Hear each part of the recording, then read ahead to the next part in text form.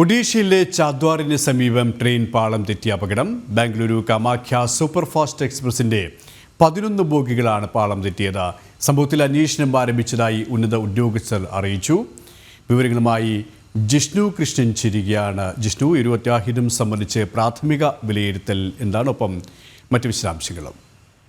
K P. രാവിലെ 11:54 കൂടിയാണ് ഒഡീഷയിൽ ചൗധാറിന് സമീപം ട്രെയിൻ പാളം തെറ്റിയിട്ടുള്ളത്. ബംഗളൂരുവിൽ നിന്ന് കാമാഖ്യയിലേക്ക് പോവുകയായിരുന്ന സൂപ്പർഫാസ്റ്റ് AC എക്സ്പ്രസ് ആണ് അപകടത്തിൽപ്പെട്ടിട്ടുള്ളത്. നിലവിൽ റെയിൽവേ നൽകുന്ന വിവരപ്രകാരം ട്രെയിനിന്റെ 11 ബോഗികളാണ് പാളം തെറ്റിയിട്ടുള്ളത്. കട്ടക് നെർഗുണ്ടി റെയിൽവേ സെക്ഷന് സമീപമാണ് രാവിലെ 11:54 കൂടി ബംഗളൂരു കാമാഖ്യ സൂപ്പർഫാസ്റ്റ് AC എക്സ്പ്രസിന്റെ 11 ബോഗികൾ പാളം തെറ്റിയിട്ടുള്ളത്. സംഭവം നടന്ന ഉടൻ തന്നെ ദേശീയ ദുരന്ത നിവാരണ സേനയുടെയും റെയിൽവേയുടെയും പോലീസിന്റെയും അഗ്നിശമന സേനയുടെയും നേതൃത്വത്തിൽ അടിയന്തരമായുള്ള രക്ഷാപ്രവർത്തനം നടത്തി. നിലവിൽ ആർക്കും ഗുരുതരമായ പരിക്കില്ല എന്നുള്ളതാണ് റെയിൽവേ ഔദ്യോഗികമായി വ്യക്തമാക്കുന്നത്. എന്നാൽ ഒഡീഷയിലെ ചില പ്രാദേശിക മാധ്യമങ്ങൾ സംഭവത്തിൽ ഈ അപകടത്തിൽ ഒരു മരണം സംഭവിച്ചതായും റിപ്പോർട്ട് ചെയ്യുന്നുണ്ട്. നിലവിൽ അടിയന്തരമായുള്ള രക്ഷാദൗത്യം പുരോഗമിക്കുകയാണ്. അതുകൊണ്ട് തന്നെ ആർക്കെങ്കിലും മരണം സംഭവിച്ചിട്ടുണ്ടോ എന്നത് സംബന്ധിച്ചതും പരിക്കുകൾ സംബന്ധിച്ചുള്ള ഔദ്യോഗികമായ വിവരങ്ങൾ റെയിൽവേ തന്നെ ഉടൻ അറിയിക്കും എന്നാണ് മനസ്സിലാക്കേണ്ടത്. ഒരു ഗുരുതരമായ അപകടത്തിലേക്ക്,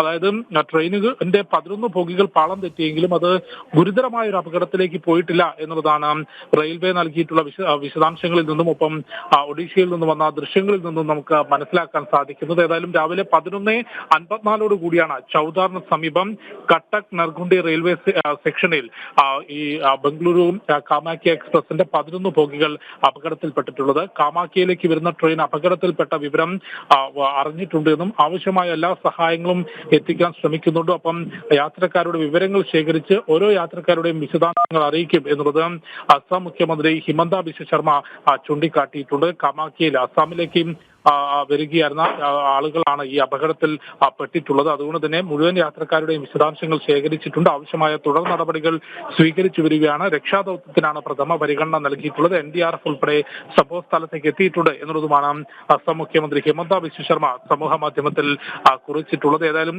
NDRF ഉൾപ്പെടെയുള്ളവരുടെ നേതൃത്വത്തിൽ അവിടെ അടിയന്തരമായ രക്ഷാദൗത്യം പുരോഗമിക്കുകയാണ്. കെ.പി. ശരി, ജിഷ്ണുവാണ് ഡൽഹിയിൽ നിന്നും വിവരങ്ങൾ നൽകിയത്.